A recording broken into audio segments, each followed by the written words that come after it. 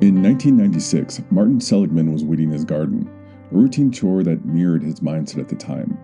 Focused, serious, and, as he would later admit, a bit grumpy, Seligman was caught off guard when his 5-year-old daughter Nikki approached him with a profound observation.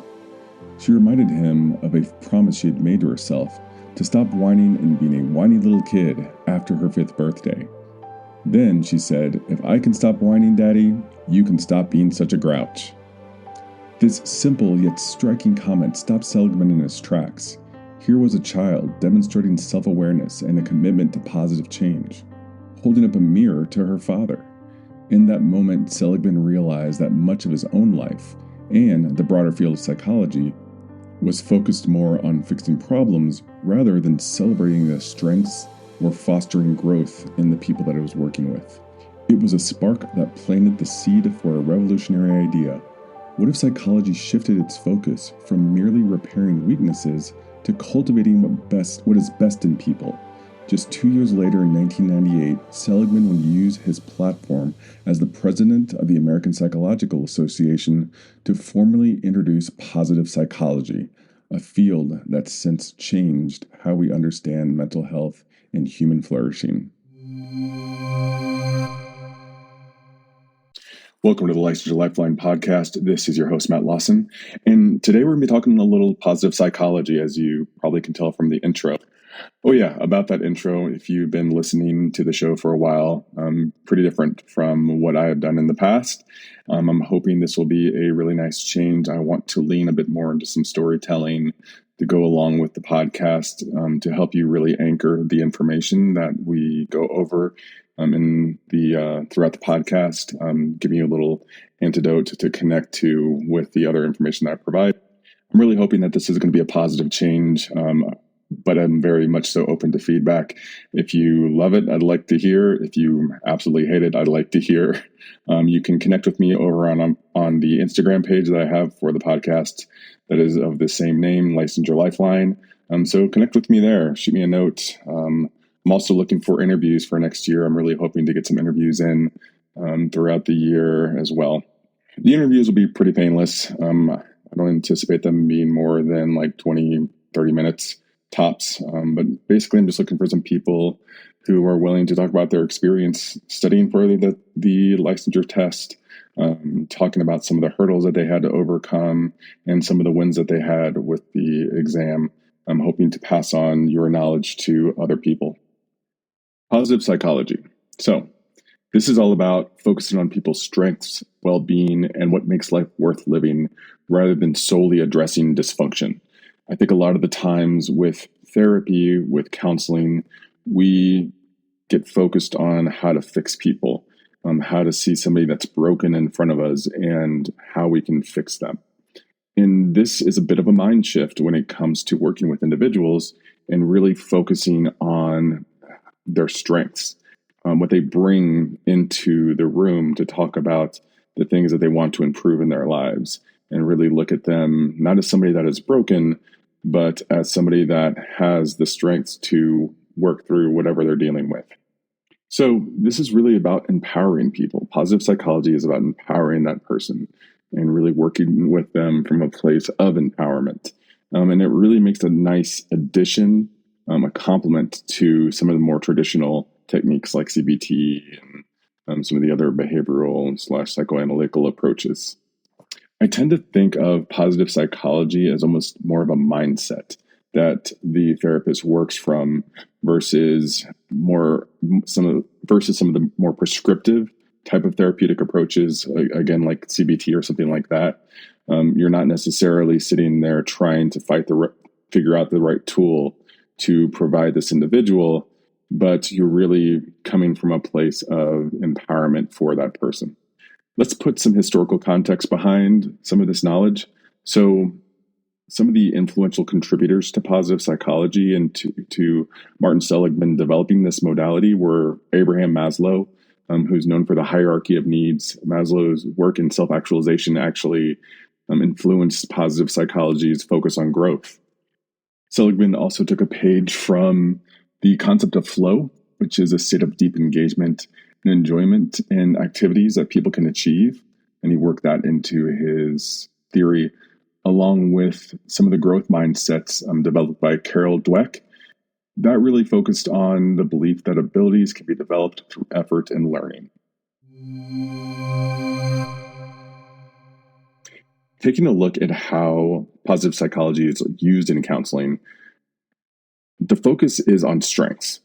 Therapists encourage clients to identify and leverage their strengths using tools like the VIA Character Strengths Survey.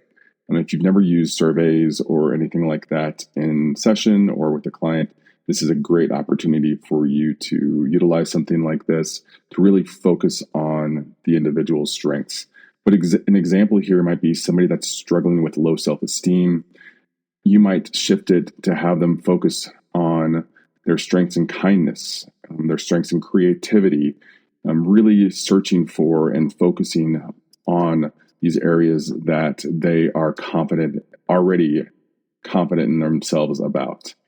We're also going to be focusing a lot on gratitude and gratitude practices. This would be a great place to do something like assign a gratitude journal as homework with somebody to get them really focused on the things that they're grateful in their lives, the things that they already have going for them, that they can write about and embrace and remind themselves that they do have strengths.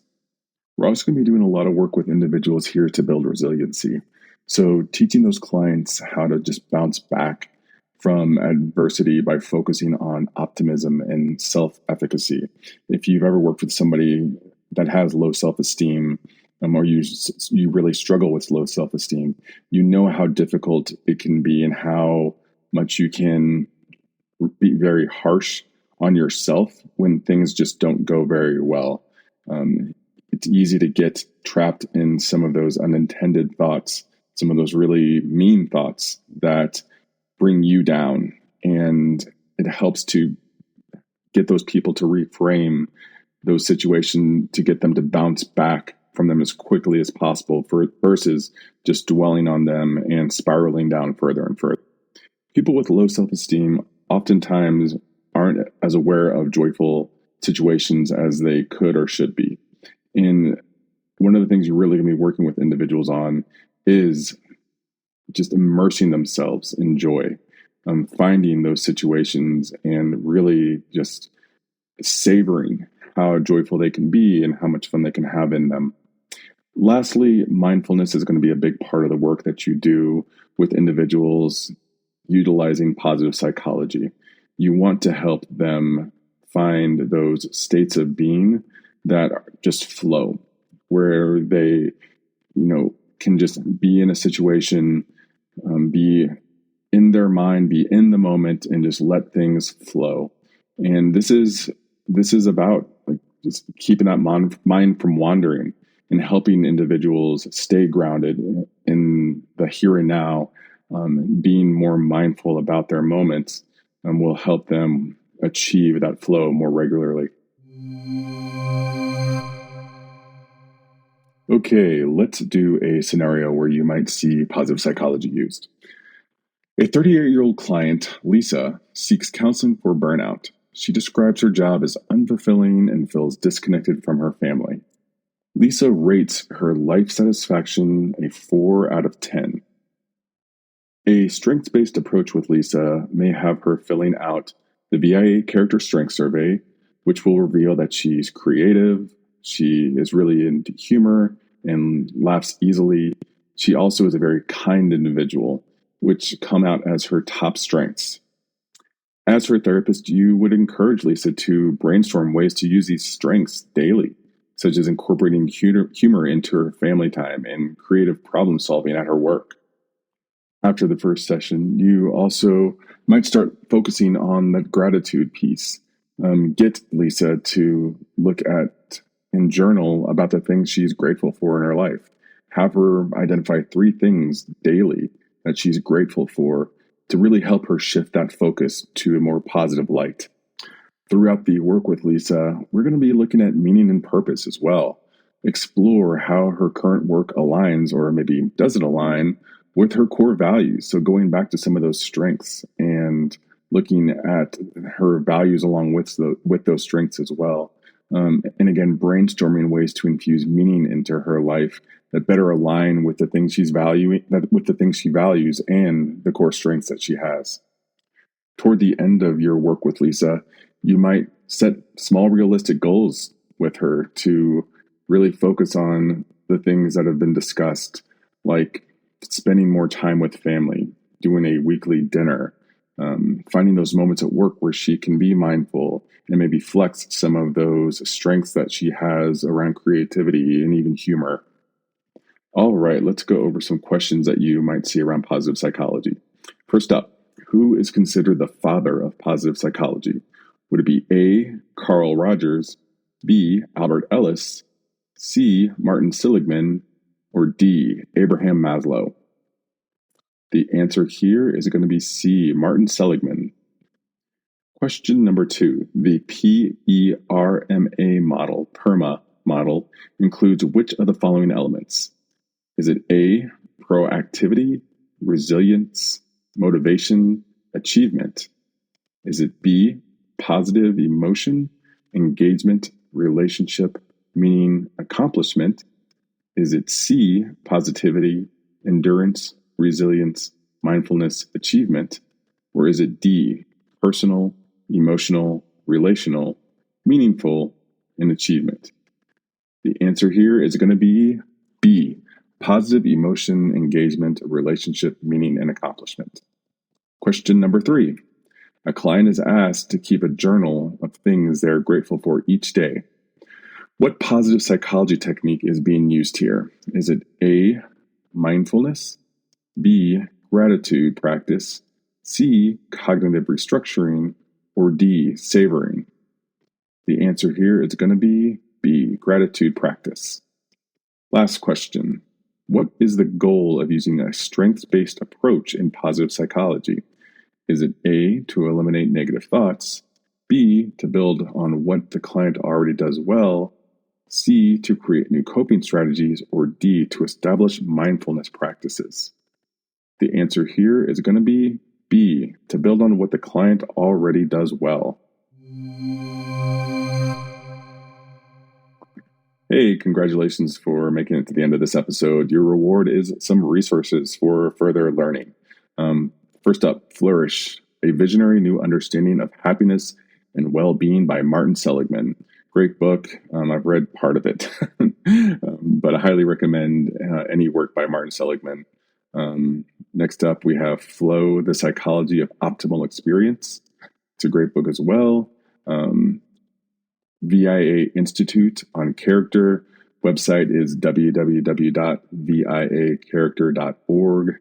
You should be able to get that assessment that I talked about off of that website as well.